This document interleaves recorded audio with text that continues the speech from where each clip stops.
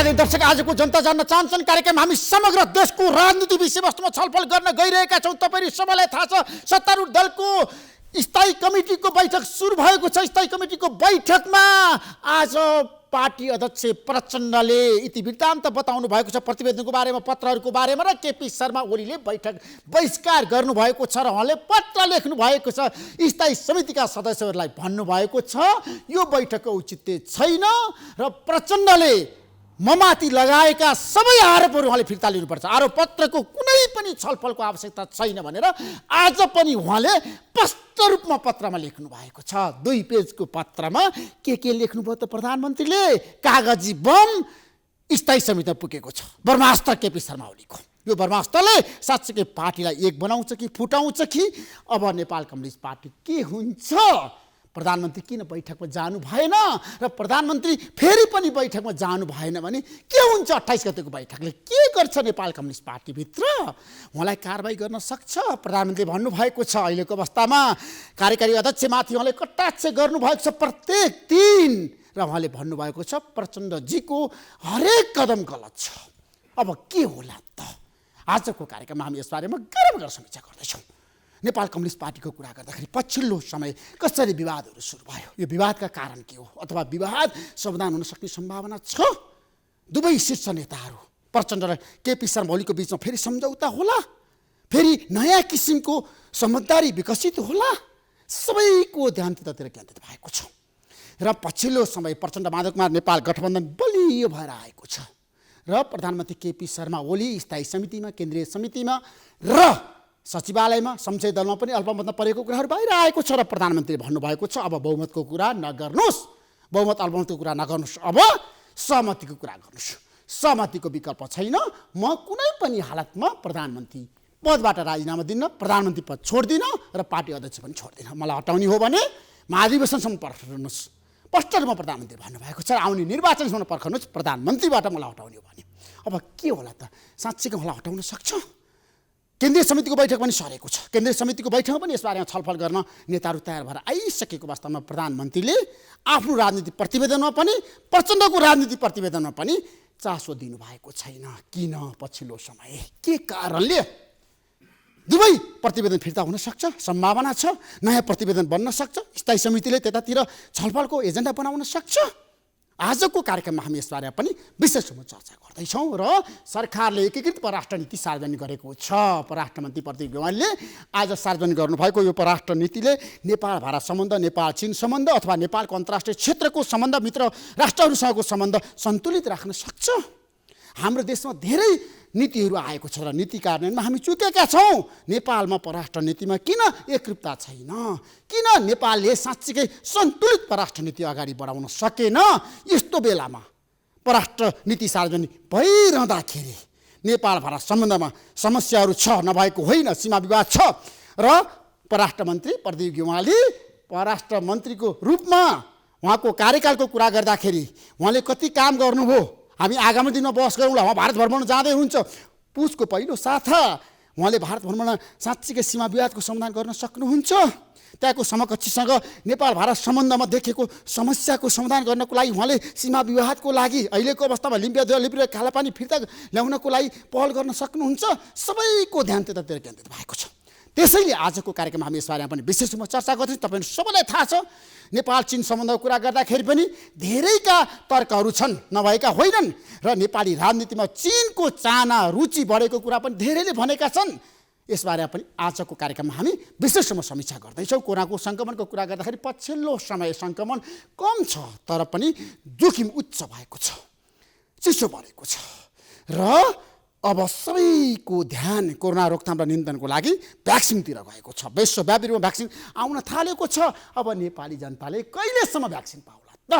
बहसको विषय आगामी दिनमा हामी यसबारेमा पनि विशेष रूपमा बहस गर्दैछौँ। भ्याक्सिनको कुरा पनि गर्छौँ हामी, किनभने भ्याक्सिन चाहिन्छ, सरकारले ल्याउनुपर्छ। त्यसको लागि सरकारले अब भारतसँग, चीनसँग, बेलायतसँग अथवा रुससँग, अमेरिकासँग सबैसँग कुरा गर्नुपर्छ। छिटोभन्दा छिटो नेपाली जनताले भ्याक्सिन खोजेका छन् कोरोनाबाट बच्नको लागि। त्यतातिर सरकारले ध्यान दिनुपर्छ। तर सत्तारूढ दल अहिले विवादको भुमरीमा छ। जनताको समस्याको बारेमा छलफल हुँदैन स्थायी समितिमा, सचिवालयमा, केन्द्रीय समितिमा। त्यहाँ त भागभण्डाको बारेमा, पार्टीभित्रको आन्तरिक द्वन्द्वको बारेमा त चर्चा परिचर्चा र बहस भइरहेको छ। अबको स्थायी समितिले साँच्चीकै कोरोनाको बारेमा, अहिलेको देशको समस्याको बारेमा, जनताको पीडाको बारेमा, दुःखको बारेमा र जनता यतिखेर जुन किसिमको समस्यामा परिरहेका छन् त्यतातिर सरकारले ध्यान दिन्छ त? नेपालमा गणतन्त्रको विकल्प छैन, संघीय लोकतान्त्रिक गणतन्त्रको, तर पनि राजावादीहरू सल बोलाइरहेका छन् र राज संस्थाको पक्षमा सडकमा यतिखेर जुलुस प्रदर्शन भइरहेको अवस्थामा यो उचित छ त? नेपाल कम्युनिस्ट पार्टीले कसरी हेरेको छ त? आजको कार्यक्रममा हामी नेपाल कम्युनिस्ट पार्टीकी प्रभावशाली नेत्री, स्थायी समितिका सदस्य र पूर्व मन्त्री पम्फा भुसालसँग विशेष कुराकानी गर्दछौँ। केही समयको विश्रामपछि आउनेछु। प्रतीक्षा गर्नुहोस्। जनता जान्न चाहन्छन् कार्यक्रम हेर्दै गर्नुहोस्।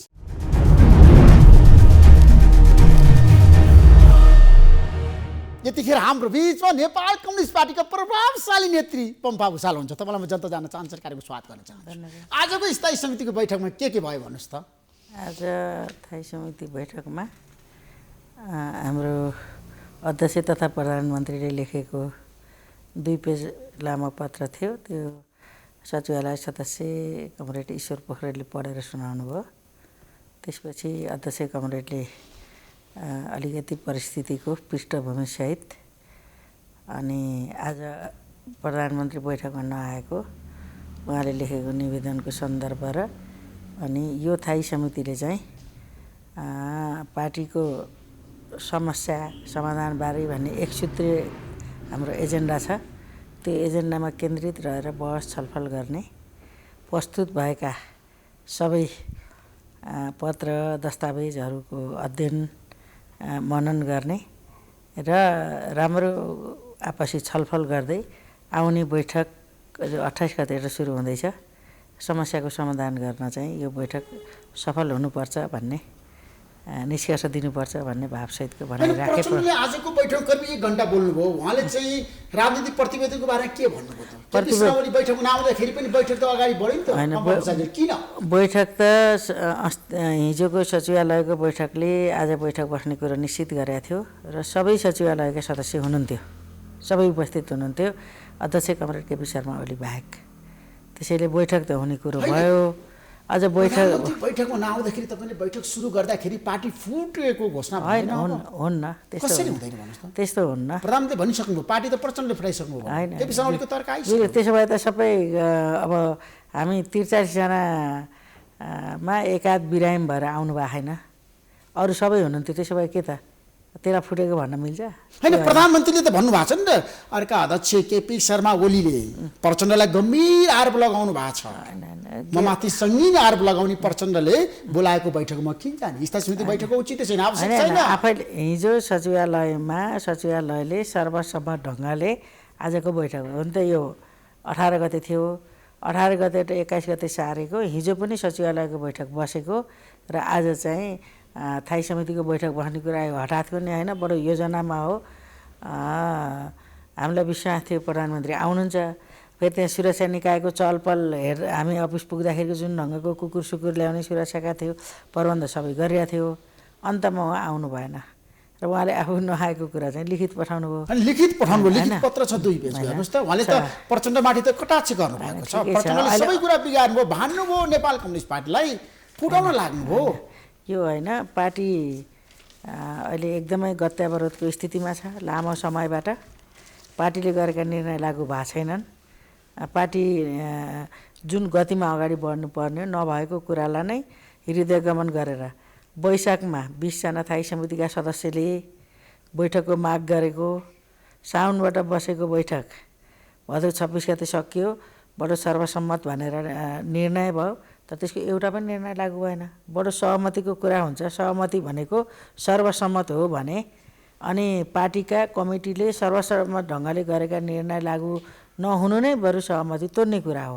अहिले त के भयो भने जब पार्टीका निर्णय लागू हुन्नन् त्यसपछि ल त समीक्षा गरौँ, बैठक गरौँ, पार्टीलाई अगाडि बढाउँ, सरकारलाई प्रभावकारी बनाऊ भनेर निवेदन हाल्नुपर्ने स्थिति आइसक्यो। अनि निवेदनको प्रत्युत्तर चाहिँ 10 पेज लामो आरोप पत्र पाउनुपर्ने कुरा भयो। अनि त्यसको प्रत्युत्तरमा त लेखै नि भयो नि त 7 पेज। होइन, प्रधानमन्त्री भन्नुभएको छ म कुनै पनि शक्तिसँग नझुकेको मान्छे, प्रचण्डसँग कहिले पनि झुक्दिनँ। होइन, प्रचण्ड कोही व्यक्तिसित झुक्न पर्ने छैन, तर पार्टीभन्दा माथि हाम्रोमा कोही पनि छैन। हामी कहाँ विशिष्टता छ, दुईवटा अध्यक्ष हुनुहुन्छ, तर दुईटै अध्यक्ष पनि हाम्रो पार्टीको कमिटीको माथा त कोही पनि पार्टीभन्दा माथि हुनुहुन्न। होइन, प्रधानमन्त्री शक्तिशाली हुन्छ के होइन, जतिसुकै जे भने पनि त्यही हुन्छ अहिले देशको राजनीतिमा। जतिसुकै शक्तिशाली जोसुकै भए पनि हामी चाहिँ एउटा लोकतान्त्रिक पार्टी कम्युनिस्ट पार्टीमा छौँ र पार्टी र कमिटीभन्दा माथि कोही पनि हुन्न। तर तपाईँको कुरा गर्दाखेरि, तपाईँको कुरा सुन्दाखेरि अहिलेको अवस्थामा नेपाल कम्युनिस्ट पार्टीभित्रको विवादको अन्तर्कथाको कुरा गर्ने हो भने तपाईँले राम्रोसँग हेर्नु भएको छ, प्रधानमन्त्रीले प्रचण्डलाई चुनौती दिनुभएको छ, म स्थायी समितिको बैठकमा जान्न। होइन, प्रचण्डलाई भएन नि, यो त थाई समितिको बैठकमा नआउने कुरा त थाई समितिलाई हो उहाँले दिएको। हामी 44 जनाको थाई समिति छ, उहाँ भएका 43 जनालाई दिएको हो, एकजनालाई होइन। त्यसमा स्थायी समितिको बैठकमा प्रधानमन्त्री आउनु भएन भने लगातार बस्छ, तपाईँहरू छलफल अगाडि बढाउनुहुन्छ, राजनीतिक प्रतिवेदनलाई आजको दिन छलफलको विषय बनाउनुहुन्छ। एउटा त उहाँ बैठकमा आउनुहुन्छ, आउनुपर्छ।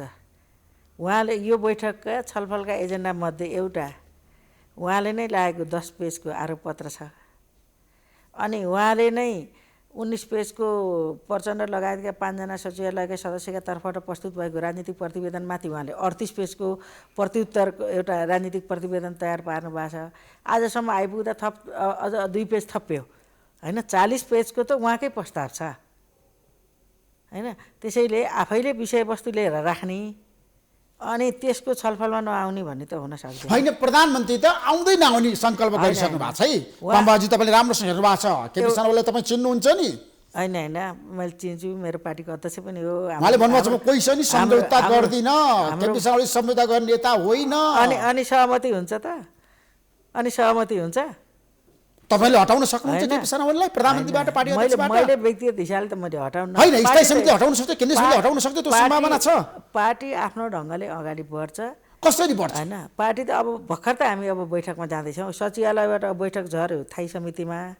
थाई समितिमा प्रस्तुत भएका सबै राजनीतिक पत्र र प्रतिवेदनमाथि छलफल हुन्छ, आफ्नो धारणा राख्ने कुरा हुन्छ सबैले। त्यसपछि हामीले फेरि केन्द्रीय समितिको बैठक डाक्यौँ, जो हाम्रो पार्टी जीवनको यति बेलाको सबभन्दा सर्वोच्च निकाय हो। केन्द्रीय समिति भनेको एकदम सर्वोच्च निकाय हो। महाधिवेशन नहुँदाका बिचको अवधिको चाहिँ केन्द्रीय समिति सर्वोच्च हो। हामीले 5 गते बैठक बोलाछौँ, आज त्यो 25 थियो, यो बैठक सरेका कारण त्यो सर्यो। त्यहाँसम्म पुग्दाखेरि पार्टीले आवश्यक निर्णय लिन्छ। खारेज गरिसकेको पत्रको बारेमा किन छलफलमा सहभागी हुने प्रधानमन्त्रीको भनाइ छ? होइन, त्यो उहाँ मैले त्यसलाई मान्यता दिएको छु। तपाईँले उहाँ पनि थाई समितिको एउटा सदस्य हो, हाम्रो पार्टीको अध्यक्ष पनि हो, थाई समितिको एउटा सदस्य पनि हो। यदि हाम्रो पार्टी कमिटीमा मतदानको प्रक्रिया हो भने कमरेड केपी ओलीको 1 भोट हो, कमरेड प्रचण्ड कमरेडको 1 भोट हो, मेरो पनि 1 भोट हो। हामी सबै इक्वल हो। हामीले कार्य विभाजनमा उहाँहरूलाई नेता बनाइदिएका छौँ, होइन। उहाँ नेताहरूको नेता हो, उहाँहरूले त्यो आफ्नो हैसियतलाई कायम राख्नुपर्छ र अनि त्यो पार्टीका मूल्य मान्यताबाट अगाडि बढ्नुपर्छ। उहाँ त बैठकमा उपस्थित भएर अरूले प्रस्तुत गरेका दस्तावेजप्रति उहाँको असहमति हो भने त्यसको भरपुर खण्डन गरेर हामी सबैलाई कन्भिन्स गर्ने अनि आफ्नो प्रस्तावको जस्टिफाई गरेर बैठकबाट त्यसलाई चाहिँ सर्वसम्मत गर्न सक्ने हो भने नेतृत्वको खुबी हो। नेतृत्व भनेको समस्याको हल गर्ने हो, नेतृत्व भनेको अन्तर्विरोधको हल गर्नु हो, नै त जो पनि नेता बन्न सक्छ नि। तर तपाईँलाई थाहा छ नि त, प्रधानमन्त्रीको भनाइ छ प्रचण्डले स्वस्थ मर्यादित भएर केही कुरा गर्नु भएन, आलोचनाको लागि आलोचना गर्नुभयो र नेपाल कम्युनिस्ट पार्टीलाई फुटाउने र भत्काउने काममा लाग्नुभयो र एक आपसमा खुइल्याउने काममा प्रचण्ड सहभागी हुनुभयो। बिल्कुल होइन, त्यो कति कुरा चाहिँ प्रचण्डमाथि उहाँले आरोप लगाउनु भएको छ। लाग्नु भएको छ, तर त्यसको त जस्टिफाई गर्न पर्यो नि त। भन्नु मात्रै जस्टिफाई गरिसक्नु भएको छ, त्यसको छलफलको उचितै छैन। त्यसको त्यो छलफलका निम्ति त आजबाट थाई समिति बैठक बस्यो, त्यो औचित्य त भएर न बैठक बस्यो। सचिवालयको लगातार मतलब बैठक बस्यो, पटक पटक गरेर औचित्य त भएर त बस्यो। त्यसपछि अहिले आजबाट बसेको छ थाई समिति, यो औचित्य त भएर बसेको र थाई समितिबाट पनि केन्द्रीय समिति जान्छ, औचित्य त भएर हो नि त। जान्छ केन्द्रीय समितिसम्म, राजनीतिक पुग्छ, तपाईँलाई विश्वास छ? एकदमै जान्छ, त्यहाँसम्म गएर एउटा निष्कर्षमा पुग्छ र यो पार्टी सदस्यसम्म जान्छ। त्यसमा यो ग्रासरुटसम्म जान्छ, जनताको बिचमा जान्छ। एउटा त यो अहिलेको विज्ञान र प्रविधिको यो जमानामा तपाईँहरूका सञ्चारका माध्यमहरूद्वारा जनताका घर घर जनताका मनमन यो पुगिसकेको छ। जनताले एउटा धारणा बनाइसकेका छन्। त्यही पनि के भन्छन् औपचारिक हिसाबले चाहिँ जस्तो आज थाई समितिका सदस्यलाई बाँड्यो त्यही ढङ्गले केन्द्रीय समितिमा यो दस्तावेज जान्छ अनि सबैले यसमा छलफल गरेर आफ्नो धारणा बनाउँछन् र त्यसपछि एउटा निष्कर्षमा पार्टी पुग्छ। छैन तपाईँलाई थाहा छ राम्रोसँग नेपाल कम्युनिस्ट पार्टीकै इतिहासमा अहिले सङ्कटको घडी छ नि त होइन? एकदम हामी यो सङ्कटको घडीमा तपाईँले मिल्न सक्नु भएन पार्टी त फुट्छ। पार्टी फुट्दैन। कसरी फुट्दैन? प्रधानमन्त्रीले भन्नुभएको छ पार्टी कसैले चाहेर म सम्झौता गर्दिनँ, म दुवै पदबाट हट्दिनँ, ठिक छ, म बहुमतको निर्णय मान्दिनँ। पुष्टि गरेर देखाउनु पर्यो नि त। उहाँले त एक ढङ्गले त हारिसक्नु हो किनकि बैठकमै आउनुहुन्न भनेछ, त्योभन्दा अर्को हारकै हुन्छ। हामी के भेडा बाख्रा हो? थाई समितिका बाँकी सदस्य 9 जना सचिवालय बाहेकका हामी थाई समितिका मान्छे भेडा बाख्रा हो, गोठाला हो? हामीले हाम्रो विवेक प्रयोग गर्छौँ। उहाँले आफ्ना प्रस्तावमा आफ्ना तर्क दमदार ढङ्गले प्रस्तुत गर्न उपस्थित हुनुपर्छ र बाँकी कमरेडहरू त उपस्थित भइसक्नु भएको छ जसले प्रस्ताव प्रस्तुत गर्नुभएको छ। त्यसपछि हामी त्यहाँ छलफल गर्छौँ र विचार विमर्श वादे वादे जायते तत्त्वबोधम भनिन्छ होइन, वाद विवाद प्रतिवाद, अनि त्यहाँ जान्छौँ हामी। हाम्रो भाषामा चाहिँ एकता सङ्घर्ष रूपान्तरण भनेका छौँ।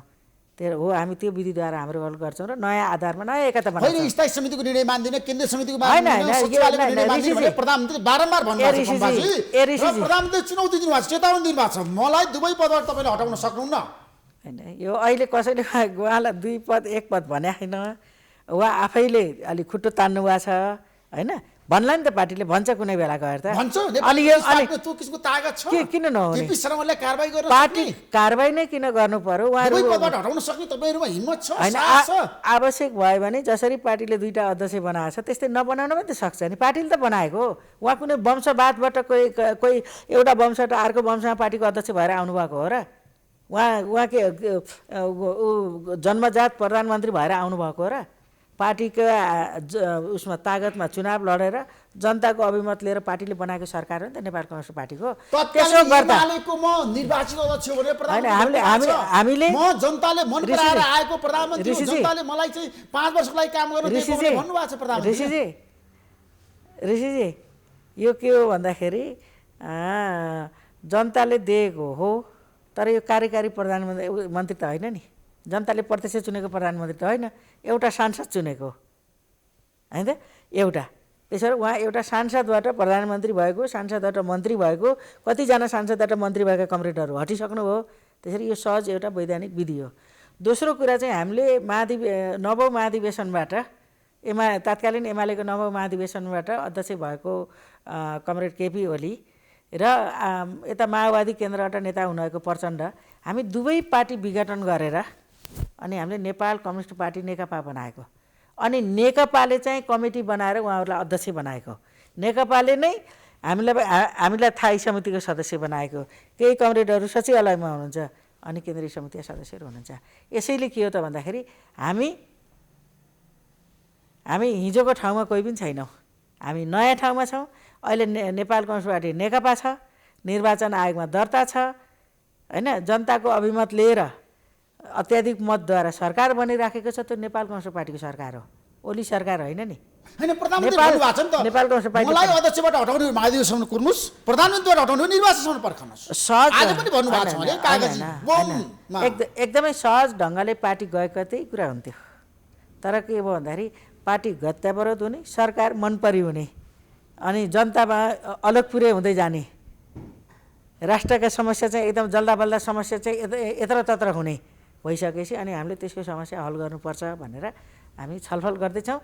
मलाई के विश्वास छ भने हामी छलफल गर्दै गर्दै जाँदा पार्टीलाई पनि एक ढिका बनाउँछौँ, पार्टीलाई पनि एकीकृत गर्छौँ र हामीले अहिले हाम्रो पार्टीको सङ्कट पनि हल गर्छौँ। पार्टीले नेतृत्व गरेको सरकारलाई पनि हामीले सही ठाउँमा पुर्याउँछौँ। होइन, सही ठाउँमा पुर्याउँछौँ भने तपाईँले भन्नुभएको छ नि सरकारले धेरै कमी कमजोरी गरेको छ भने प्रचण्डले भन्नुभएको छ राजनीतिक प्रतिवेदनमा, र राम्रा काम पनि गरेछ सरकारले, काम गर्न सकेन, असफल भने भन्नुभएको छ। राम्रा सरकारले केही राम्रा काम पनि गरेको छ, सरकारले केही गर्नुपर्ने काम गर्न सकेको छैन र केही चाहिँ मतलब राम्रा होइन नराम्रा काम पनि गरेको छ।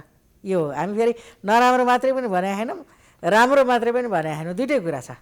होइन, प्रधानमन्त्रीको भनाइ छ प्रचण्डजीले जहिले पनि मलाई असफल बनाउने मात्रै काम गर्नुभयो, सुरुदेखि नै यो सरकारको विपक्षमा लाग्नुभयो, कटाचे गर्नुभयो र प्रतिपक्ष भन्दा पनि प्रचण्ड खतरनाक रूपमा आउनुभयो रे।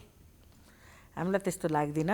तपाईँलाई त्यस्तो लाग्दैन? तथ्यले त्यस्तो पनि होइन। प्रचण्डले जहिले पनि सरकारको गाली गरेको आलोचना गरेको मात्र होइन सुनिन्छ। होइन, उहाँ प्रधानमन्त्रीको यति धेरै सरकारको समर्थन र उसमा बोल्नुभयो र उहाँहरूले हाम्रो पार्टी एकीकरणको सन्दर्भमा चाहिँ आलो पालोको विधि उहाँहरूले गर्नुभएको थियो। अनि त्यसले पनि सरकारलाई अलि आवधिक जस्तो बनाइदिने यस्तो हुँदाखेरि बरु मैले छोड्देँ भनेर त प्रचण्ड त त्याग गर्ने नेता हो नि त। गत वर्ष मङ्सिर 4 गते आलो पालो हुने आजसम्म त प्रचण्ड प्रधानमन्त्री भइसक्यो हुनुहुन्थ्यो, उहाँले त छोड्दैन त। लिखित गरेको सहमति पनि भयो, तपाईँले 5 वर्ष चलाउनुहोस् भनिदिनु भयो। त्यही प्रक्रियामा नै हामीले गत थाई समितिको बैठक जो यस्तै सङ्कटमा थियो, कार्यदल बन्यो, त्यसको रिपोर्टको आधारमा थाई समितिले सर्वसम्मत निर्णय गर्यो र त्यसमा चाहिँ 5 वर्ष सरकार चलाउनुहोस् भनेर दिएको नि त। होइन, आजको पत्रमा प्रधानमन्त्री भन्नुभएको छ प्रचण्ड र माधवकुमार नेपालतिर सङ्केत गर्दै इङ्कित गर्दै भन्नुभएको छ यो मुलुकलाई कमजोर बनाउने काम त नेताहरूले गरिरहेको छ, विधि र प्रक्रिया मिचिरहेको छ। होइन, यस्तो होला पार्टी बहुमतको निर्णय म मान्दिनँ, सहमतिमा जाउँ, सहमतिकै कुरा गर्नु स्थायी समितिमा पनि। पार्टीकामा कमी कमजोरी होलान्, हामी द्वन्द्ववादी, हाम्रो दर्शन 1 को 2 मा विभाजन भन्छौँ। कमी कमजोरी नभएको कोही पनि हुन्न, तर मूल पाटो सबल हो कि कमजोरी पाटो भनेर हेर्ने कुरा हो। त्यसपछि कमजोरीको प्रभाव के हुन्छ भन्दाखेरि सबभन्दा उच्च तहमा हुने कमजोरीले सबभन्दा बढी प्रभाव पार्छ। तल एउटा पार्टी सदस्यका कमजोरीले पार्ने प्रभाव चाहिँ धेरै कम दायराको हुन्छ। त्यसैले के हो त भन्दाखेरि यति बेला पार्टीको भने अध्यक्ष, सरकारको नि प्रमुख, त्यहाँबाट गर्ने समान प्रकारको कमजोरी यदि मैले गर्ने र त्यो ठाउँबाट गर्ने हो भने बढी प्रभाव त्यहाँकोले पर्छ, क्षति त्यसैले बढी पुर्याउँछ। सकारात्मक पनि त्यसले उपलब्धि बढी गराइदिन सक्छ। त्यसो गर्दाखेरि कमी कमजोरी सबैका भए पनि अहिले चाहिँ त्यो कुरा हुन सक्दिन। अहिले हामीले मुख्यतः विचारको कुरा पनि उठाएका छौँ, विधिको कुरा पनि उठाएका छौँ, कार्यशैलीको कुरा पनि उठाएका छौँ र हामीलाई के विश्वास छ भने फेरि हरेक समस्याले समाधानको बिउ आफ्नै गर्भमा लिएर आएको हुन्छ। त्यसैले फेरि हाम्रो पार्टी जति गम्भीर सङ्कटमा छ, एकदमै गम्भीर मतभेदमा छ, फेरि समाधान पनि पार्टीभित्रै छ। त्यसैले पार्टीका कमिटीका जो बैठकहरू अब शुभारम्भ हुँदैछन्, यहीँबाटै हाम्रो समस्याको हल हुन्छ। होइन, बैठक र हामी बैठकको विभाजनको बिउ रोप्यो होइन, हामी बैठकको प्रधानमन्त्रीको भनाइ त्यही छ। होइन होला, तर मैले त उहाँको कुरा त उहाँले जान्यो, तर मैले भन्ने कुरा के भने हामी एकदम गम्भीर सङ्कट र समस्यामा छौँ। यो सङ्कट र समस्याको असर चाहिँ हामी नेपाल कम्युनिस्ट पार्टीका सदस्यहरू या समर्थन गर्ने जनतालाई मात्रै होइन कि सिङ्गो राष्ट्रलाई पर्छ, सबै जनताको जीवनमा असर गर्छ। त्यसैले यो ज्यादै गम्भीर छ। त्यसैले यो गम्भीर प्रकारको समस्याको चाहिँ हामीले बडो साङ्गो पाङ्गो ढङ्गले चाहिँ यसको विश्लेषण गर्ने, यसको एकदमै खोजी गर्ने। आजभोलि हुन्थ्यो नि पहिला एक्सरेले समस्या हल हुन्थ्यो, त्यसपछि सिटी स्क्यान आयो, एमआरआई आयो, अहिले त्योभन्दा नि हाई उसका स्तरका टेक्नोलोजी विकास भए जस्तै मानव जीवनका जीव क्षेत्रका मतलब समस्या अनुसन्धान गर्ने भए जस्तै हाम्रो पार्टीमा पनि हामीले गम्भीरतापूर्वक एकदम सूक्ष्म ढङ्गले हामीले समस्याको पहिला पहिचान गर्ने र त्यसपछि समाधानको बाटोमा जाने हो।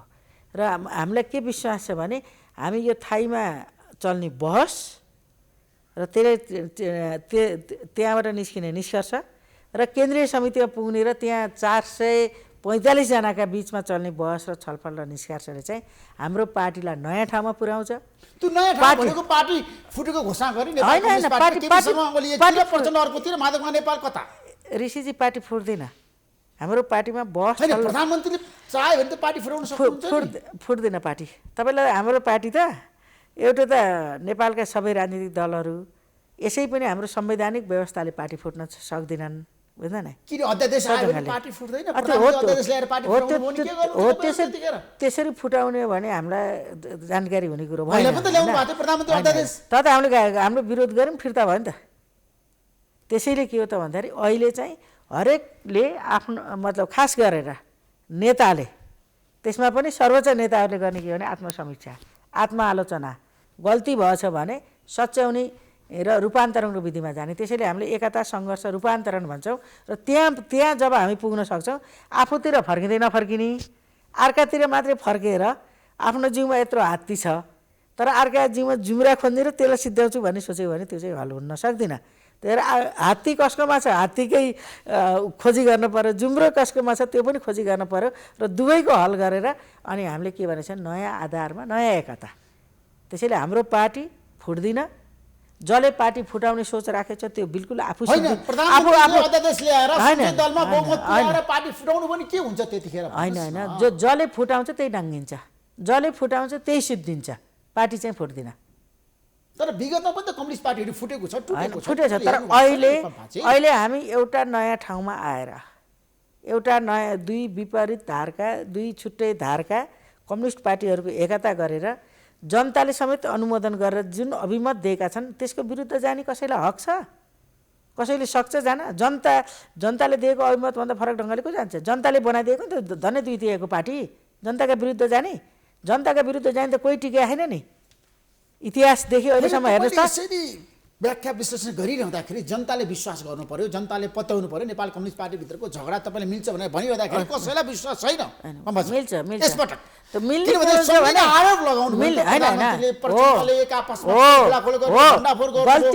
राजनीतिप्रति त ल्याउनु गलत थियो, दुवै नेताले किन ल्याउनु भयो? होइन समस्या भयो नि त, समस्यालाई घटनालाई हेर्ने फरक दृष्टिकोण भएछ त फरक आउँछ। तर एउटै समयमा दुईवटा सही हुन्न, बुझ्नु भने?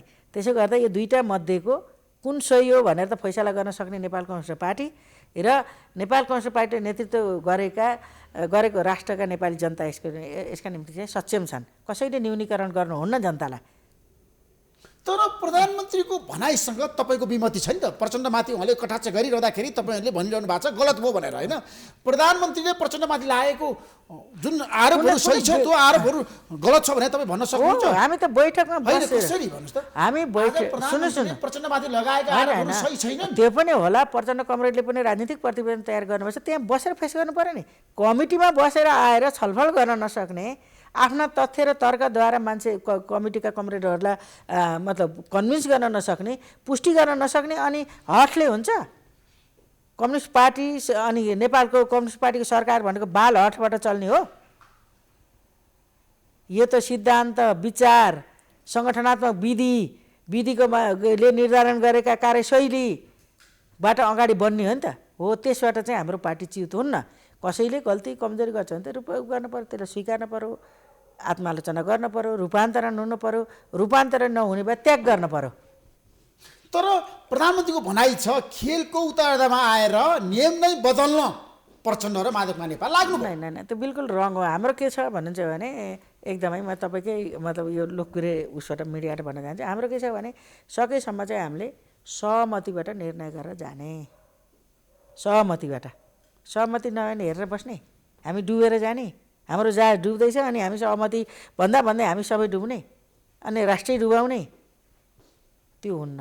त्यसो गर्दाखेरि त्यहाँ के छ भने सकेसम्म सहमति नभयो भने लेनिनवादी सङ्गठनात्मक विधि हाम्रो आफ्नो विधि हुनेछ। त्यो भनेको व्यक्ति कमिटीको अधीनस्थ हुन्छ, तल्लो कमिटी माथिल्लो कमिटीको अधीनस्थ हुन्छ, कमिटीमा बहुमत अल्पमत बहुमतको अधीनस्थ हुन्छ भन्ने विधि पनि हामीले राखिरहेका छौँ। तर अहिलेसम्म पार्टी एकतादेखि यहाँसम्म आउँदा मूलभूत रूपमा चाहिँ हाम्रो चाहिँ के भएछ भने हामी सहमतिहरू गएका छौँ। बडो जटिल स्थितिबाट अगाडि बढ्दा पनि हामी सहमतिमा पुगेका छौँ। तर अहिले आउनु पर्दैन अनि 44 जनामा एकजना एक ठाउँ हुने, 43 जना एक ठाउँ हुने सहमति हुन्छ त्यो। त्यसो गर्दा के भने मेरो चाहिँ प्रधानमन्त्रीको पक्षमा छ नि स्थायी समिति, अरू छैन, धेरै छन् नि। उहाँहरू त बैठकमा विधिबाट आउन तयार हुनुहुन्छ नि त, छलफल गर्नुहुन्छ। उहाँले ओली कमरेडकै प्रस्तावको प्लिट गर्न होला, तर आउनु भएको छ त्यो त एकदम राम्रो हो नि त। हाम्रो विधि नै त्यही हो। अब नेपाल कम्युनिस्ट पार्टीभित्र बहुमत अल्पमतको झगडा हो होइन, हामी सकेसम्म सहमतिमा जान्छौँ। सहमति भएन भने त त्यही यतिकै त बस्नु भएन नि त। अनिर्णयको बन्दी बनेर पार्टी त बस्दिनँ, समाज पनि बस्न सक्दिनँ। त्यसो गर्दाखेरि हामी एउटा विधिमा त्यहाँ पुग्छौँ। तर अहिले भर्खरै मेरो के आशय हो भने हामी बैठकको अन्तसम्म पुग्दा हामी सहमतिमा पुग्छौँ। आवश्यक त्याग कसले गर्ने हो, सहमतिको मिलनबिन्दु के हुन्छ के भन्नुस् तपाई? मैले बताउन अहिले बताउन, किनकि हाम्रो पार्टी सुन्नुहोस् रूपान्तरण हो, रूपान्तरण हो, त्याग हो। त्यहाँ कसले गर्ने प्रधानमन्त्रीले गर्ने कि प्रचण्डले हामी छलफल गर्छौँ प्रस्ताव होइन तपाईँहरूको छलफलको एजेन्डा के त हाम्रो छलफल त छ त्यहाँ त कहाँबाट सुरु हुने होइन त पख्नु न कुन नेताबाट सुरु? हाम्रो अहिले त हामी के छ भने बहसमा छौँ 2टा दस्तावेज छन् 5जना सचिवालयकाले प्रस्तुत गरेको एउटा छ अनि 1जना अध्यक्षले प्रस्तुत गरेको अर्को छ हामी त्यो 2टा प्रस्तावमा कुन सही हो कुन गलत हो भने जब निष्कर्षमा पुग्छौँ सही प्रस्तावलाई कार्यान्वयनमा जान्छौँ गलत प्रस्ताव जहाँ हुन्छ त्यति बेला चाहिँ रूपान्तरण र त्यागको कुरा आउँछ अहिले त्यहाँ पुग्छ। तपाईँले जुन किसिमको राजनीतिक प्रतिवेदन कुरा गरिरहनु भएको छ नि प्रचण्डको प्रतिवेदन सही छ कि के विषयमा ओलीको ठ्याक्कै भन्नुहोस् तपाईँ होइन म त के थियो भन्नुहुन्छ भने बैठक गत स्थायी समितिले गरेका निर्णय कार्यान्वयन मात्रै भएनन् कि ती सर्वसम्मत निर्णयको जुन ढङ्गले उल्लङ्घन हुँदै गयो र उल्लङ्घन हुँदै जाँदाखेरि पार्टीमा पैदा भएको परिस्थिति र सरकारका काम कारबाहीमा देखा परेका जुन सङ्कट र समस्या हुन् त्यसको हलको निम्ति बैठक माग्दाखेरि जुन ढङ्गको 10 बुँदे आरोप पत्र तयार भयो अनि प्रत्युत्तरमा जो प्रचण्ड कमरेडले 7 पेजको जवाफ दिनुभयो र अब पार्टीको सङ्कट यो ढङ्गले चाहिँ अब पार्टी सङ्कटमा छ समस्यामा छ यहाँ विचारको समस्या छ यहाँ राजनीतिको समस्या छ यहाँ सङ्गठनात्मक समस्या छ यहाँ कार्यशैली र कार्यविधिको समस्या छ भनेर जुन ढङ्गले प्रस्तुत गर्नुभयो म चाहिँ त्यसित सहमत छु होइन प्रचण्डले काम गर्न सक्नु भएन केपी शर्मा ओलीको भनाइ छ कार्यकारी अध्यक्ष हो खोइ त पार्टीलाई पूर्ण रूपमा एकता बनाउनु होइन उहाँले चाहिँ एकताको लागि पहल गर्नुभएको त पार्टीको जिम्मेवारी लिएर पनि उहाँले किन पार्टीलाई एक ढिका बनाउन सक्नु भएन एकता प्रक्रिया किन टुङ्ग्याउन सक्नु भएन त किन सकेन त धेरै त त्यो त प्रचण्डको कारणले केपी शर्माले भन्नुभएको छ उहाँले जिम्मेवारी पुरा गर्नु भयो तपाईँलाई मलाई बताउन दिनुहोस् न सोधेपछि त के थियो भन्दाखेरि हाम्रो विधानमा पनि पछि गएर अस्ति कार्यदलले दिएको प्रतिवेदनका आधारमा स्थायी समितिले पारित गरेको प्रस्तावमा हाम्रो के छ भन्दाखेरि 2टा अध्यक्षको कार्यविभाजन त्यहाँ किटान गरिएको छ एउटाले 5 वर्ष प्रधानमन्त्री सरकारको नेतृत्व गर्ने तर पार्टीको महत्त्वपूर्ण विषयमा स्थायी सचिवालय हुँदै अध्यक्षसित सहमति गरेर चाहिँ अनि निर्णय लागू गर्ने भन्ने भयो त्यसलाई दोहोऱ्याइयो त्यसपछि दोस्रो के छ भन्दाखेरि 2टा अध्यक्षको सहमतिबाट अनि एजेन्डा तय गरेर महासचिवले बैठक बोलाउने भन्ने छ प्रचण्ड कमरेड दैलो कुर्न जानुहुन्छ बालुवाटार बैठक डाकौँ भनेर उहाँले बैठकमा डाक्नलाई सहमति नै दिनुहुन्न त्यही भएर त अड्के छ अनि एक्लै अध्यक्ष प्रचण्डले नै बैठक डाक्ने एजेन्डा तय गर्ने र जाने भन्ने हामीले निर्णय गर्दै गए प्रचण्डले बैठक डाक्ने अनि पार्टी एकीकरणका बाँकी काम पनि निर्णय गरेर जाने हुन्थ्यो यहाँ त सुरुमै पाइलामै जन्जिर लगाइदिनु भयो र हुँदा हुँदा मौखिक ढङ्गले बिहान बालुवाटार दैलो कुर्या छ अनि बेलुका गछ बालुवाटार दैलो कुर्या छ बैठक डाकमा सहमति हुँ भन्दा उहाँले दिनु होइन अनि बाध्य भएपछि चाहिँ 5 जनाले अनि हामीलाई बैठक डाक्ने सहमति देऊ भनेर निवेदन दिनुभयो होइन प्रधानमन्त्री भनाइ छ तपाईँले जुन निवेदनको कुरा गरिरहनु भएको छ पम्पाजी प्रधानमन्त्रीले आज पनि भन्नुभएको छ प्रचण्डको पछिल्लो कदम नैतिकता र राजनीति दृष्टिले गलत विभाजनकारी प्रचण्ड हो उहाँले स्पष्ट रूपमा भन्नुभएको छ र उहाँले पत्रमा त के भन्नुभएको छ भने पार्टीका सबै कमिटीहरू अन्तरिम हैसियतमा रहेको र त्यसै अनुरूप सहमतिमा चल्नुपर्ने प्रधानमन्त्रीको भनाइ छ ठिक छ तपाईँ यसमा सहमति व्यक्त गर्न सक्नुहुन्छ प्रधानमन्त्रीको तर्क सही छ भए त सहमति हो तर बैठकमै नआउने नेतासित कमिटीमा बसेर कहाँ सहमति हुन्छ त कमिटीले गर्दा नि त निर्णय उपस्थित हुनेहरूले निर्णय गर्छन् तर सहमतिकै कुरा यदि हो सबै हो भनेदेखि त कैयौँ विषयमा साथीहरूले सचिवालयको बैठकमा नोट अफ डिसिसन लेख्नुपर्छ त्यसो किन निर्णय भयो त त्यहाँ किन सहमति कायम नभएको त कैयौँचोटि माधव कमरेडले चाहिँ नोट अफ डिसिसन लेख्नुपर्छ सचिवालयले गरेका निर्णयमा त्यहाँ किन निर्णय गरियो त किन माधव कमरेडसित सर्वसम्मति गरेन त आफूलाई पर्दा स्वर अनि अर्कालाई पर्दा सहमति भन्न पाइन्छ त्यसो गर्दा के हो भन्दाखेरि सहमति एकदम राम्रो कुरा हो आधारभूत र हामीले तय गरेको मुख्य कुरो तर सहमति भएन भने फेरि विधिबाट अगाडि जाने भन्ने कुरा पनि हामीले विधानमा पनि हाम्रा सबै मतलब विधानमा छ बहुमतले निर्णय गर्न सक्छ स्थायी समितिले केन्द्रीय कमिटीले छ प्रधानमन्त्रीले हटाउन पनि सक्छ राख्न पनि सक्छ यथावत एकदमै सम्भावना कति छ प्रधानमन्त्री रहने या नरहने त्यो रहने नरहने त हामी छलफल गर्दै जान्छौँ र त्यहाँ समस्याको पहिचान अनि त्यसको आत्मस्वीकारोक्ति आवश्यक त्याग अथवा रूपान्तरण त्यो हामी छलफलमा जान्छौँ र यो आजको भर्खर आछ यसमा चाहिँ मैले त्यहाँ सुनेको मात्रै म अहिले यसमा प्रवेश गर्दिनँ तर हरेकचोटि चाहिँ पत्र बम फाल्ने अनि फेरि मैले मान्दिनँ भन्ने जस्तो आज आछ एउटा प्रचण्डको प्रतिवेदन फिर्ता हुन्छ प्रचण्डको प्रतिवेदन फिर्ता हुन थियो भने 38 पेज किन लेखा त आफैले ओनरसिप लिएको हो नि त अध्यक्ष तथा प्रधानमन्त्री कमरेड केपी शर्मा ओलीज्यूले प्रचण्ड र पाँचजना सचिवालयका सदस्यले हो त्यो सबैको तर्फबाट हो लेखेको त्यो 19 पेज थियो त्यो खारेज भनेको किन 38 पेजको त्यत्रो त्यो उसमा लेख्या त 53 बुदा त्यो त ओन गरेको हो नि त त्यसो त स्वामित्व लिएको हो नि त त्यहाँ फुत्किन मिल्छ अब केही समय विश्रामपछि पुनः आउनुहोस् प्रतीक्षा गर्नुहोस् कार्यक्रम हेर्दै गर्नुहोस्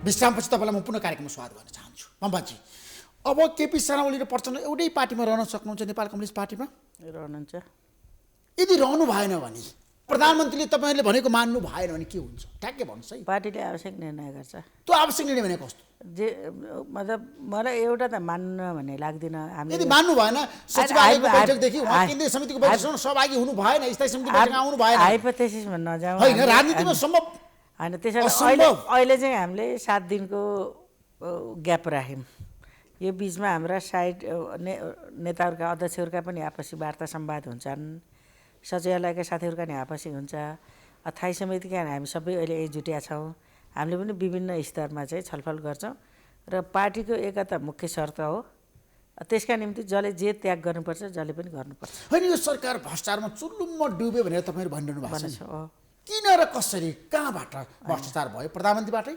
प्रधानमन्त्रीबाटै त हामीलाई त्यस्तो उ छैन तर भ्रष्टाचारका जति पनि घटना भएका छन् त्यसको जुन ढङ्गले प्रधानमन्त्रीले छानबिन गराउने र दोषी भएको नभएको त छानबिनबाट पुष्टि हुन्छ आफैले फलाना निर्दोष हो आफैले फलाना भन्नु चाहिँ मिल्दैन निर्दोष हुनु होला साथीहरू तर कुरा त उठिरहेछन् तपाईँहरूकै मिडियामा उठिरहेछन् जनस्तरबाट उठेका छन् त्यसैले त्यसलाई छानबिनको दायरामा लगेर दोषी निर्दोषी भएको कुरा चाहिँ फैसला गर्ने त्यो राज्यका जे निकाय छन् उनीहरूलाई गर्न दिनुपर्छ आफैले टकटक लगाइदिएर यो यो होइन भनेर होइन जनताले तपाईँलाई जुन किसिमको बहुमत दिए होइन दुईटै मतको सरकार करिकरी तपाईँले बनाउनु भयो तर आज जनताले के पायो भन्नुहोस् त महँगी भ्रष्टाचार अभाव छ कोरोनाको एउटा कोभिडको मास कराइरहेछन् सरकारले केही राम्रा काम पनि गर्यो मतलब ती आंशिक भए कोभिडको एउटा महासङ्कट छ यसको जसरी सामना गर्ने गरेर तयारी हुनुपर्थ्यो राज्यले त्यो गर्न सकेन किनकि गत वर्ष माघमा कोभिडको कुरा उठेको नेपालमा होइन अब अहिले 10 महिना पुरा जस्तो हुन लागिसक्यो यो 10 महिनाको बिचमा त्यसका निम्ति जति मतलब तयारी गर्नुपर्ने भौतिक औषधि हिसाबले सबै ढङ्गले त्यो हुन सकेन उल्टो कोभिडका निम्ति औषधि लगायतका लजिस्टिक खरिद गर्ने कुरामा चाहिँ ठुला भ्रष्टाचारका कुरा उठे त्यसको कुनै अझै जवाफ अहिलेसम्म आएको छैन त्यसमा सरकार भ्रष्टाचारीको संरक्षण लाग्यो होइन भ्रष्टाचारको जुन ढङ्गले अनुसन्धान गरेर मतलब दोषी निर्दोषी होला त्यो त छानबिनले पो देखाउने हो त त्यो केही पनि नगरेपछि त जनताले हेर्दाखेरि त सरकारले भ्रष्टाचारीको संरक्षण गर्यो भन्ने बुझ्छन् त्यसैले त्यसको उचित छानबिन हुनुपर्छ थुप्रै घटनाहरू छन् एकदम जिम्मेवार मान्छे जोडिएका कुरा छन् चाहे यो स्वास्थ्य औषधि खरिद गर्दाको ओम्नीसितको कुरा होस् चाहे सुरक्षा प्रेसको कुरा होस् चाहे अरू विगतका वाइड बडीदेखि लिएर गएर विभिन्न उसमा चाहिँ मतलब जे कुरा उठेका छन् त्यसको त जवाफ दिनुपर्छ नि त पम्पाजी तपाईँलाई राम्रोसँग थाहा छ नेपाल कम्युनिस्ट पार्टीको नेतृत्व सरकारले जनताको लागि केही गर्न सकेन त्यो कुरा तपाईँले स्वीकार्नुपर्छ है आजको दिनमा सरकारले आज जनताले भनेका छन् सरकार निगममा भयो होइन सरकारले केही राम्रा काम पनि गरेको छ राम्रो काम के गरेको छ संविधान होइन मैले भन्दैछु मलाई अलिकति मलाई एक मिनेट एकदम महासङ्कटमा परिसक्यो जताततै एक मिनेट समस्या नै समस्या छ मलाई जवाफ दिनुहोस् बोलाएको भएर चाहिँ तपाईँले मलाई बोलाएको भएर सरकारले केही संविधानका को कार्यान्वयन गर्ने कुरा अनि जनताका मौलिक हकसित सम्बन्धित कामहरूलाई अघि बढाउने कुरा कतिपय विकास निर्माणका कुरा गर्यो तर कोभिडको जुन ढङ्गको एउटा महासङ्कट आएको छ यसले पैदा गरेका सङ्कट आफ्नै पार्टीलाई पनि एकताबद्ध गर्न सकेन पार्टीलाई पनि परिचालन गर्न सकेन जबकि यत्रो महासङ्कटको बेला चाहिँ सिङ्गो राज्यमा भएका सबै शक्तिलाई चाहिँ साथमा लिएर सरकारले नेतृत्व गर्नुपर्थ्यो सरकारको नेतृत्वमा आवश्यक परे सबै दलहरूको संरचना बनाउनु पर्थ्यो प्रचण्ड कमरेडले यो कुरा उठाउनु भएको थियो त्यो बेलामा अनि जसरी हामीले भूकम्पको बेलामा गएको थियौँ जम्मा 13 जिल्ला त गएको भूकम्प 13 जिल्ला नि 100% मान्छेको लागि त होइन नि भूकम्प गएको त प्रभावित मान्छे त निश्चित थिए र पनि एउटा खालको राष्ट्रिय सहमति बन्न सक्यो तर अहिले चाहिँ यति ठुलो विश्वव्यापी र नेपालको कुनै कुना काप्चा नबच्ने गरेर जुन कोभिडको महासङ्कट हो त्यसको सामना गर्न देशभित्र कोभिडका कारणले अहिले देशभित्रका बन्द मतलब विभिन्न पेसा व्यवसाय सञ्चालन नभएका कारणले भएको बेरोजगारी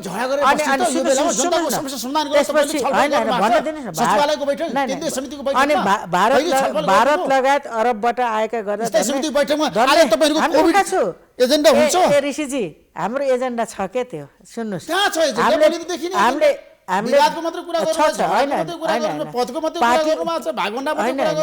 त्यो मात्रै होइन हामीले भदौमै पारित गरेको कार्यदलले सिफारिस गरेको स्थायी समितिले पास गरेकोमा हाम्रो 15 बुँदे अन्तर्पार्टी निर्देशिका जारी भएको छ। त्यसमा कोभिड छ, बाढी पहिरो छ, एमसिसी छ, बेरोजगारीको हलको कुरा छ, सबै छ। अनि अहिले पनि छ, अहिले पनि छ, किन नहुने कोभिडको खोप ल्याउने कुरामा चर्चा गर्नु भएको छ, बहसको विषय छ।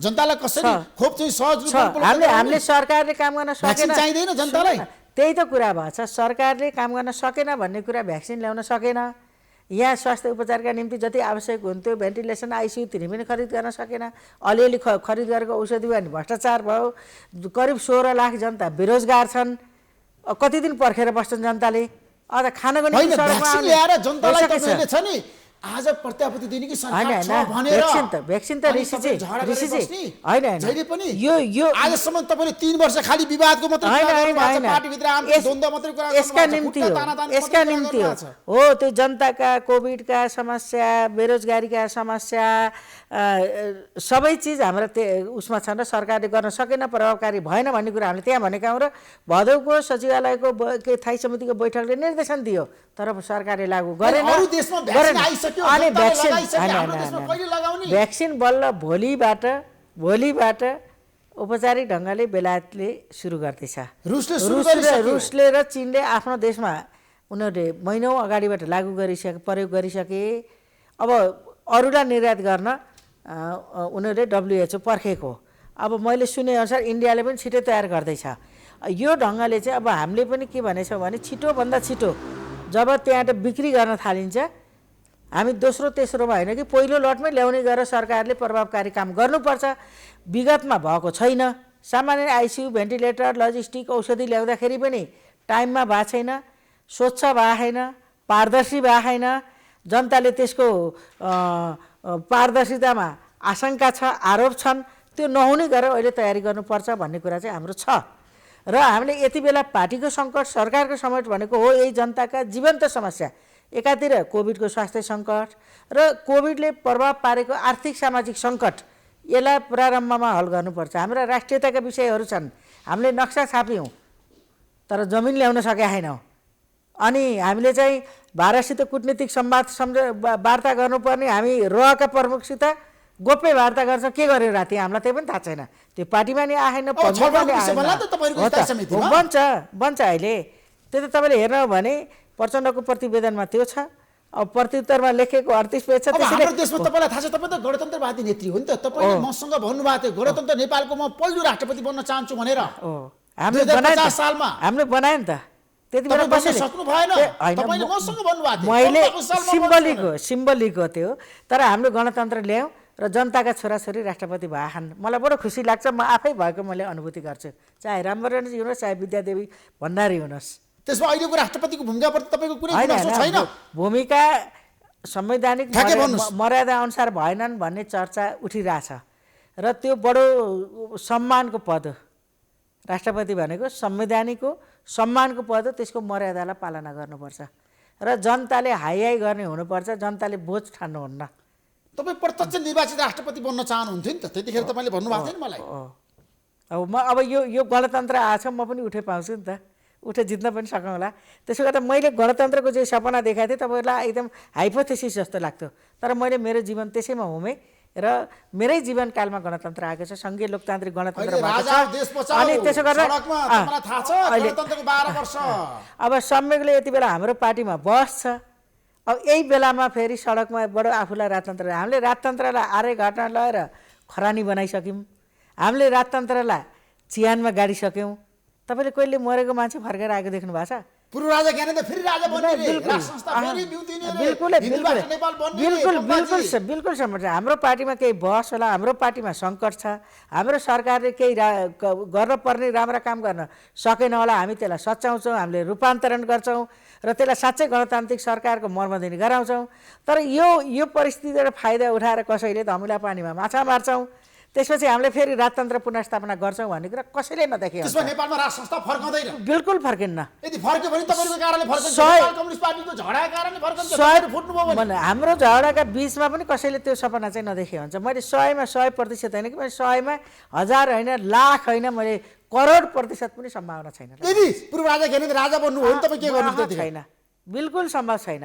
नेपालमा राजतन्त्रको पुनर्बहाली, सामन्तवादको पुनर्बहाली हुनै सक्दिन। गणतन्त्र जन्मिसकेको छ, राजतन्त्र मरिसकेको छ। मरेको मान्छे फेरि जन्मिने, जन्मिएको मान्छे त बरु एउटा मतलब हुनसक्छ, तर त्यसको ठाउँमा जन्मिया छ। होइन, पार्टी फुट्यो भने द्वन्द्व भयो भने पार्टी फुटे पनि फुट्दैन, मानौ। होइन, पार्टी फुट्यो भने राष्ट्र संस्था फर्कँदैन। फर्किन्न। बरु मानौ नेपाल कम्युनिस्ट पार्टी अलोकप्रिय होला, जनताले नरुचाउलान्, तर नेपाली जनताले नेपाल कम्युनिस्ट पार्टी नरुचाउनुको अर्थ चाहिँ अनि गणतन्त्रको विकल्प खोज्ने भन्ने हुन सक्दिन। अर्को लोकप्रिय पार्टी रोज्न सक्लान्, यो राजनीति हो। तर राजतन्त्र नेपालमा फेरि पुनर्स्थापित हुने चाहिँ कसैले दिवास्वपना नदेखि हुन्छ, अँध्यारा कोठामा बसेर षड्यन्त्र यदि नगरे हुन्छ। केपी शर्माले संसद विघटन गर्नुभयो, मध्यावधि गराउनु भयो, सङ्कटकाल लगाउनु भयो भने के हुन्छ? बिल्कुल छैन, हाम्रो संविधानमै छैन। उसले प्रधानमन्त्री, राष्ट्रपति र प्रधानमन्त्रीको कुरा मिल्यो भने राष्ट्रपति एउटा संवैधानिक निकाय हो, संविधानको संरक्षक हो, गैर संवैधानिक काम गर्न सक्नुहुन्छ उहाँले? गर्नुहुन्न। यो कसैले पनि शङ्का नगरे हुन्छ। हाम्रो संविधानमा संसद विघटन छैन, मध्यावधि छैन, तर सरकार परिवर्तनका बरु थुप्रै विकल्पहरू छन्। अनि काङ्ग्रेससँग मिलेर प्रधानमन्त्री सरकार बनाउनु भने के हुन्छ केपी शर्मा ओलीले? त्यो त पार्टी फुटाएर होइन, पार्टी फुटाउने बाहक उहाँ फुटवादी बन्नुहुन्न भन्ने लाग्छ मलाई। तर अलिअलि चाहिँ मैले सुने वार्ता संवाद भएरै भनेर, त्यही भएर उहाँले विभिन्न ढङ्गले त्यो मनोवैज्ञानिक वातावरण बनाउन खोजेको जस्तो लाग्छ। आफू टिकिराख्ने, आफू रूपान्तरण हुन नपर्ने, त्यो त्यतातिर सोचेको। तर मलाई त्यो पनि लाग्दैन। उहाँले पनि मतलब यो पार्टी एकतामा निर्णायक भूमिका खेल्नु भएको छ। आफैले गरेको पार्टी एकता किन तोड्न होला? बरु पार्टी एकता बचाइराख्न आवश्यक पर्ने त्याग गर्न होला, किनकि उहाँ 14 वर्ष जेल बसेको नेता हो। जिन्दगीभरि परिवर्तनको राजनीतिमा कुनै न कुनै ढङ्गले मतलब निरन्तर ढङ्गले लागिराखेको नेता हो। त्यसैले उहाँले चाहिँ बरु आफूले त्याग गर्न तयार हुनुहुनेछ। तर नेपालमा भएको परिवर्तन अनि एकीकृत कम्युनिस्ट पार्टीलाई सुदृढ गर्ने नेपाली जनताको आकांक्षा, सिङ्गो पार्टी पङ्क्तिको जुन आकांक्षा छ, त्यसका विपरीत जाने उहाँ वा अर्को कोही पनि नेताले गर्नुहुने छैन। र आफूले जिन्दगीभरि गरेको त्याग, तपस्या र मतलब गरेको जुन एउटा बलिदान छ, त्यसैलाई फेरि त्यही माथि कालो पोत्ने काम चाहिँ कसैले पनि गर्नुहुन्न। पम्पाजी, रामबाबु थापा बादल कता, प्रचण्डतिर कि केपी शर्मा ओलीतिर? ठ्याक्कै भन्नुहोस्। उहाँ पार्टीमै हुनुहुन्छ, अनि पार्टीमै हुनुहुन्छ, सचिवालय सदस्य, तर उहाँले प्रधानमन्त्रीलाई साथ दिनुहुन्छ कि प्रचण्डलाई? होइन, म ठ्याक्कै भन्नुहोस् है। त्यस्तो S9मा म जान चाहन्न। तर उहाँ पार्टी एकताको पक्षधर हो। पार्टी जसरी नै एकीकृत हुनुपर्छ, सुदृढ हुनुपर्छ भने उहाँले एउटा निर्णय गर्नु पर्यो भने कसको साथमा आफूलाई निर्णय गराउनु? त्यो त उहाँले गर्ने नि त। बताउनुहोस् न तपाईँ। म त रामबाबु थापा बादल होइन, म त पम्फा भुषाल हो। म एकीकृत पार्टी चाहन्छु, रूपान्तरण भएको पार्टी चाहन्छु, गतिशील पार्टी चाहन्छु, र जनताले जुन विश्वास गरेको पार्टी हो त्यसलाई चाहिँ अझ खरो ढङ्गले अगाडि बढेको एउटा नमुना पार्टी, र अझै जनताले भविष्यसम्म नेपाल कम्युनिस्ट पार्टी आफ्नो आँखामा राख्ने, आफ्नो भविष्य त्यसै देख्ने र त्यसलाई एकदम लगातार माया गर्ने पार्टीका रूपमा चाहिँ पार्टी अगाडि बढोस् भन्ने चाहन्छु। Thank you so much Pampaji. Thank you. समय दिनुभयो, तपाईँलाई म धेरै धेरै धन्यवाद दिन चाहन्छु। नमस्कार।